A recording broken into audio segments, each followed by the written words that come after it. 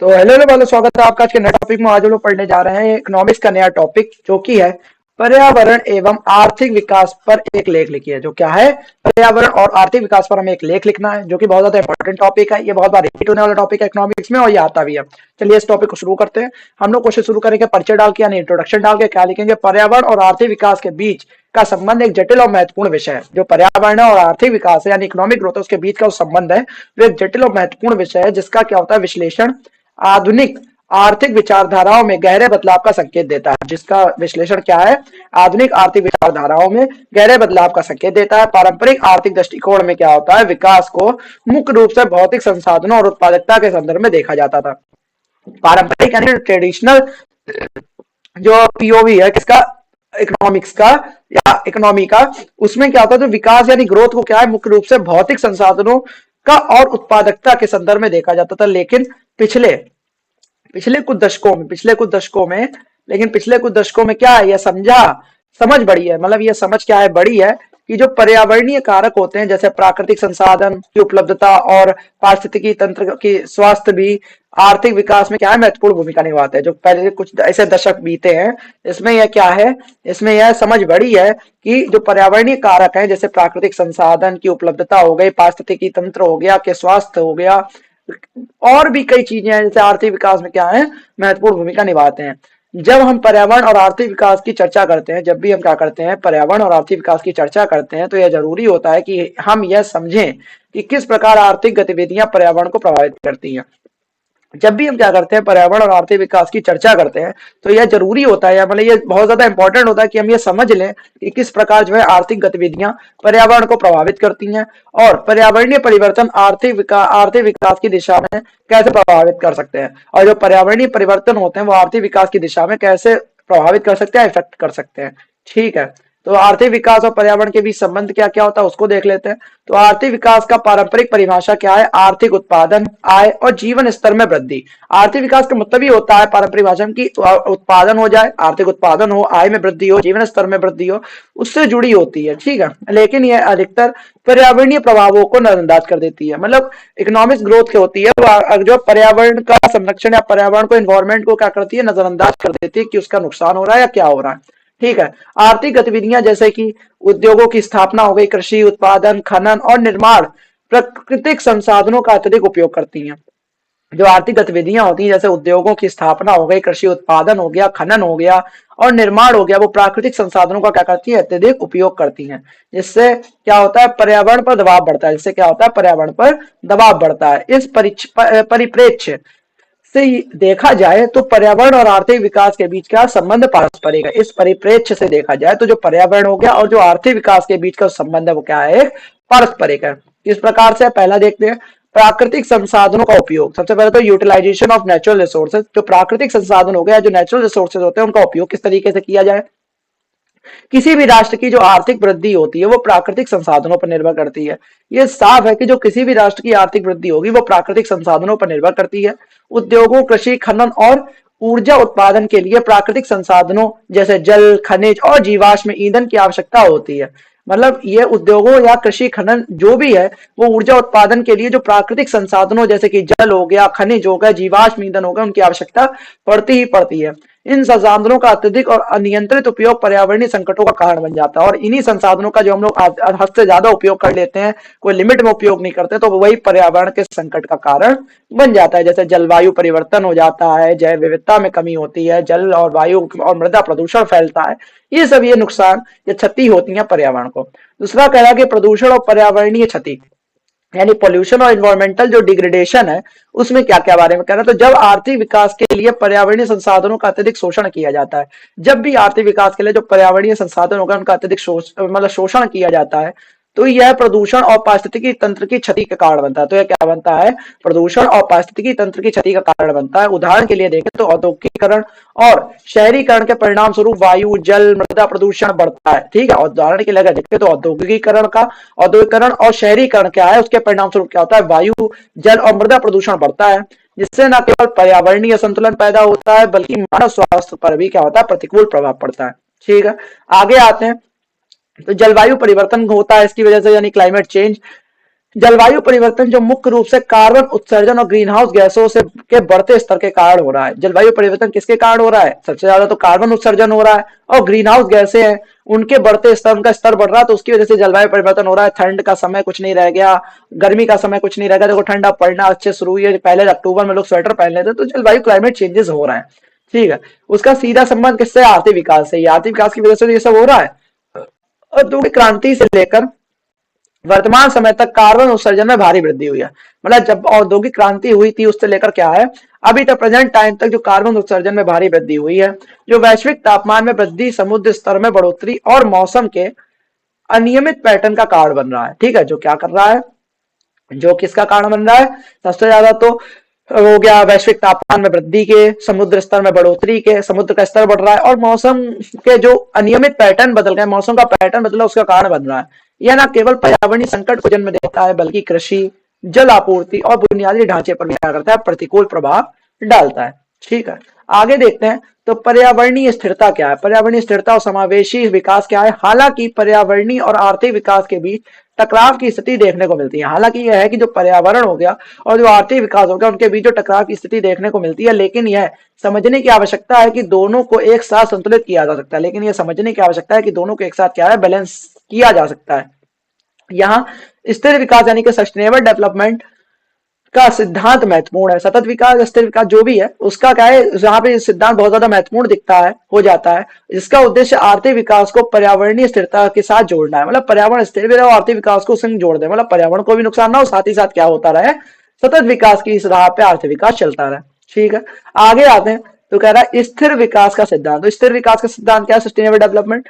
स्थिर विकास का सिद्धांत यह मानता है कि हमें पर्यावरणीय संसाधनों का ऐसे उपयोग करना चाहिए। स्थिर विकास का सिद्धांत यह मानता है कि हमें जो पर्यावरणीय संसाधन है उनका ऐसे ऐसे तरीके से उपयोग करना चाहिए जिससे वर्तमान पीढ़ी की जरूरतों को पूरा किया जा सके, जिससे क्या हो सके, जो वर्तमान पीढ़ी है उनकी जरूरतों को पूरा किया जा सके, लेकिन यह सुनिश्चित करते हुए कि भविष्य की पीढ़ियां भी इन संसाधनों का लाभ उठा सकें। लेकिन यह सुनिश्चित करते हुए कि जो भविष्य की पीढ़ियां आए वो भी इन संसाधनों का लाभ उठा सकें। इसका मतलब है कि प्राकृतिक संसाधनों का विवेकपूर्ण उपयोग, प्रदूषण को नियंत्रित करना और जैव विविधता को संरक्षित करना। इसका मतलब यह है कि जो प्राकृतिक संसाधन हो गए उनका जो उपयोग हो गया वो विवेकपूर्ण उपयोग करें, तो मतलब तहजीब से उसका उपयोग किया जाए, प्रदूषण को नियंत्रित करना और जैव विविधता को संरक्षित करना ही क्या है? स्थिर विकास का सिद्धांत है। ठीक है, आगे आते हैं तो आगे कह रहा है, आगे क्या कह रहा है? आगे कह रहा है कि आगे कह रहा है कि green house economy. Green house economy क्या है? तो ग्रीन हाउस इकोनॉमी क्या है? ग्रीन हाउस इकोनॉमी कह रही है कि ग्रीन इकोनॉमी यानी ग्रीन इकोनॉमी या पर्यावरणीय अर्थव्यवस्था एक ऐसी अर्थव्यवस्था को कहा जाता है। ग्रीन इकोनॉमी या पर्यावरणीय अर्थव्यवस्था एक ऐसी अर्थव्यवस्था को कहा जाता है जो हम कार्बन उत्सर्जन, पर्यावरणीय संरक्षण और समावेशी विकास को बढ़ावा देती है। ग्रीन इकोनॉमी या पर्यावरणीय अर्थव्यवस्था एक ऐसी अर्थव्यवस्था को कहा जाता है जो कम कार्बन उत्सर्जन करे, मतलब कम कार्बन उत्सर्जन हो, पर्यावरणीय संरक्षण और समावेशी विकास को बढ़ावा देती है, वो ग्रीन इकोनॉमी कहलाती है। इसमें नवीकरणीय ऊर्जा स्रोतों जैसे सौर, पवन और जल ऊर्जा का उपयोग ज्यादा होता है। हरित प्रौद्योगिकियों में निवेश और पर्यावरणीय विनियमों का पालन किया जाता है। ग्रीन इकोनॉमी न केवल पर्यावरणीय स्थिरता को बढ़ावा देती है बल्कि यह नए उद्योगों और रोजगार के अवसरों को भी उत्पन्न करती है। ठीक है, जैसे हरित प्रौद्योगिकी उद्योग और नवीकरणीय ऊर्जा के क्षेत्र में यह रोजगार को बढ़ावा देती है और नए उद्योगों का नींव रखती है, नए उद्योगों की नींव रखती है। ठीक है, ग्रीन इकोनॉमी। आर्थिक विकास के पर्यावरणीय प्रभावों की दिशा में सुधार। जो आर्थिक विकास है उनके पर्यावरणीय प्रभावों की दिशा में सुधार के उपाय क्या क्या है? तो आर्थिक विकास को पर्यावरणीय स्थिरता के साथ संतुलित करने के लिए कुछ प्रभावी उपायों की आवश्यकता है। जो आर्थिक विकास है उनको पर्यावरणीय जो स्थिरता है उसके साथ क्या है, संतुलित करने के लिए कुछ प्रभावी उपायों की आवश्यकता है। इन उपायों को निम्नलिखित शामिल है। इन उपायों में क्या क्या निम्नलिखित शामिल है? नवीकरणीय ऊर्जा का प्रोत्साहन। नवीकरणीय जो ऊर्जा उसका प्रोत्साहन यानी प्रमोशन ऑफ रिन्यूएबल एनर्जी। पारंपरिक ऊर्जा स्रोतों जैसे कोयला, तेल और प्राकृतिक गैस के बजाय नवीकरणीय ऊर्जा स्रोतों का उपयोग करना पर्यावरणीय प्रदूषण को कम कर सकता है और दीर्घकालिक ऊर्जा सुरक्षा प्रदान कर सकता है। ठीक है, जैसे कि नवीकरणीय ऊर्जा का प्रोत्साहन क्यों मिल रहा है? क्योंकि जो पारंपरिक ऊर्जा स्रोत होते हैं जैसे कोयला हो गया, तेल हो गया, प्राकृतिक गैस की बजाय हम लोग नवीकरणीय ऊर्जा स्रोतों का उपयोग करना क्या होता है, पर्यावरणीय प्रदूषण को पहली बात तो कम कर देता है, पर्यावरण में प्रदूषण कम होगा और जो दीर्घकालिक ऊर्जा सुरक्षा प्रदान करता है, मतलब कर सकता है, जो दीर्घकाल लॉन्ग टर्म के लिए हम लोग को ऊर्जा की सुरक्षा प्रदान कर सकता है क्या? नवीकरणीय ऊर्जा का प्रोत्साहन। सौर ऊर्जा, पवन ऊर्जा और जल ऊर्जा जैसे स्रोतों का इस्तेमाल जलवायु परिवर्तन के प्रभावों को कम करने में मदद कर सकता है। और जो सौर ऊर्जा हो गया, जल ऊर्जा, सौर ऊर्जा, पवन ऊर्जा और जो जल ऊर्जा हो गई, इन जैसे जो स्रोत है, रिसोर्सेज है, उनका इस्तेमाल है, यूजेस क्या होगा, जलवायु परिवर्तन यानी क्लाइमेट चेंज के जो प्रभाव है उनको कम करने में क्या कर सकता है, मदद कर सकता है। ऊर्जा की दक्षता हो गई, यानी कि जो ऊर्जा है, ऊर्जा दक्षता और संरक्षण यानी एनर्जी इफिशिएंसी एंड कंजर्वेशन। ऊर्जा की दक्षता को बढ़ाकर और ऊर्जा संरक्षण उपायों को अपनाकर हम पर्यावरणीय दबाव को कम कर सकते हैं। मतलब ऊर्जा की दक्षता है उसको बढ़ाकर और जो ऊर्जा संरक्षण के उपाय हैं उनको अपनाकर हम क्या कर सकते हैं, पर्यावरणीय दबाव को कम कर सकते हैं। ऊर्जा दक्षता से तात्पर्य है कि हाँ, कम ऊर्जा में अधिक उत्पादन करना, जैसे ऊर्जा दक्ष उपकरणों का उपयोग और निर्माण प्रक्रियाओं में सुधार। यानी कि जो ऊर्जा की दक्षता को बढ़ाकर क्या है, ऊर्जा की दक्षता को बढ़ाकर और ऊर्जा संरक्षण उपायों को अपनाकर हम क्या कर सकते हैं, हम पर्यावरणीय दबाव को कम कर सकते हैं। ऊर्जा दक्षता से यह तात्पर्य है कि कम ऊर्जा में अधिक उत्पादन करना, मतलब कम ऊर्जा में क्या होगा, अधिक उत्पादन करना। जैसे ऊर्जा दक्ष उपकरणों का उपयोग, जैसे ऊर्जा जो दक्ष उपकरण होते हैं उनका उपयोग और निर्माण प्रक्रियाओं में सुधार, ये क्या होते हैं, ऊर्जा दक्षता और संरक्षण का हिसाब होता है, इसमें या कारण होता है। प्रदूषण नियंत्रण और पर्यावरणीय नियम यानी pollution control and environmental regulations क्या होते हैं, तो प्रदूषण को नियंत्रित करने के लिए कड़े पर्यावरणीय नियम और कानून लागू किए जा सकते हैं। ठीक है, प्रदूषण को अगर नियंत्रित करना है तो हमें क्या क्या किया जा सकता है, मतलब एक बहुत ज्यादा कड़े पर्यावरणीय नियम और जो कानून होते हैं वो लागू किए जा सकते हैं।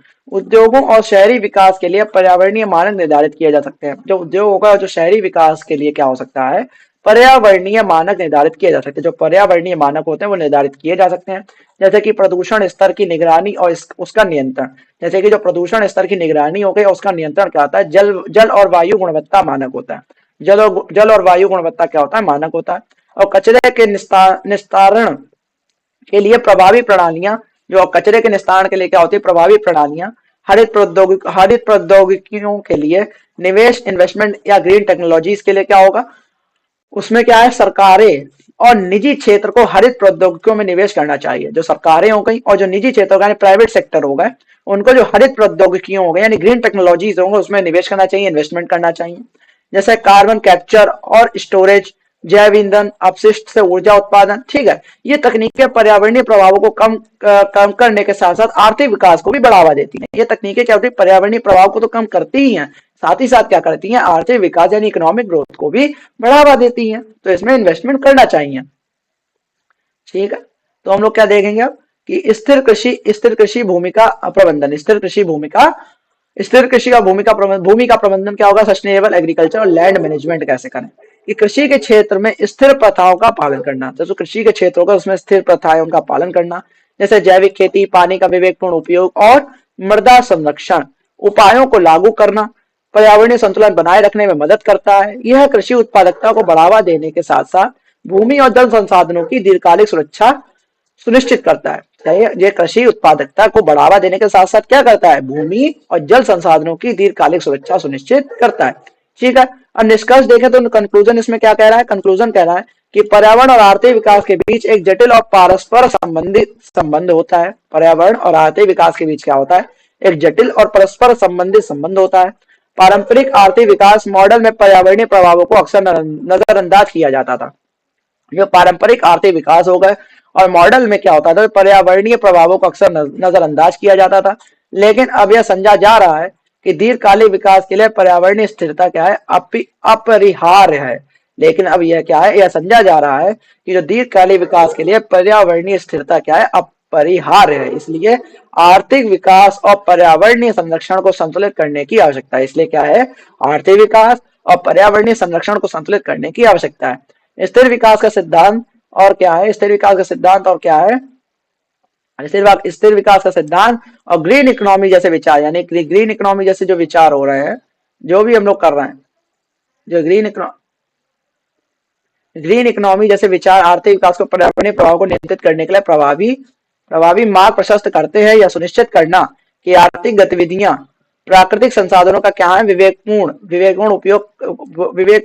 उपयोग करें, प्रदूषण को नियंत्रित करें और पर्यावरणीय संरक्षण को प्राथमिकता दें, एक स्थिर समृद्ध भविष्य के लिए अनिवार्य है। यानी ग्रीन इकोनॉमी जैसे जो विचार हैं वो आर्थिक विकास के पर्यावरणीय जो प्रभाव है उनको क्या करती है, नियंत्रित करने के लिए प्रभावी मार्ग प्रशस्त करता ही है। यह सुनिश्चित करना भी कि आर्थिक गतिविधियां क्या हो, प्राकृतिक संसाधनों का विवेकपूर्ण उपयोग करें। आर्थिक जो गतिविधियां हो रही हैं, इकोनॉमिक जो प्रोसेस हो रही हैं, वो प्राकृतिक संसाधन या जो नेचुरल रिसोर्सेज है उनका विवेकपूर्ण तरीके से दिमाग से उपयोग करें, प्रदूषण को नियंत्रित करें और पर्यावरणीय संरक्षण को क्या दें, प्राथमिकता दें। एक स्थिर और समृद्ध भविष्य के लिए क्या है, अनिवार्य है। तो ये हम लोग का टॉपिक था, क्या था, पर्यावरण और आर्थिक विकास के बारे में लिखा था। तो हम लोगों ने बहुत अच्छे से समझ लिया मेरे हिसाब से, और आपको समझ में आ भी गया होगा, ज्यादा कोई इतना कठिन टॉपिक था नहीं। पर्यावरण और आर्थिक विकास पर एक लेख लिखना था, लिख दिया। और ये इंपॉर्टेंट टॉपिक है, आते हैं मतलब आएगा इसी टाइप से, ये नहीं आता सेम टू सेम ऐसे क्वेश्चन नहीं उतर के आते हैं, थोड़ा सा इधर उधर होता है, लेकिन आए कोई छापो वही वाली स्ट्रेटेजी हम लोग लगाते हैं। ठीक है, आपको बस नॉलेज होनी चाहिए, लिखा आप लोग ही, आप लोग होशियार हो। ठीक है, ऐसे ही वीडियोस आते रहेंगे फटाफट, तब तक ले जाए। जय भारत।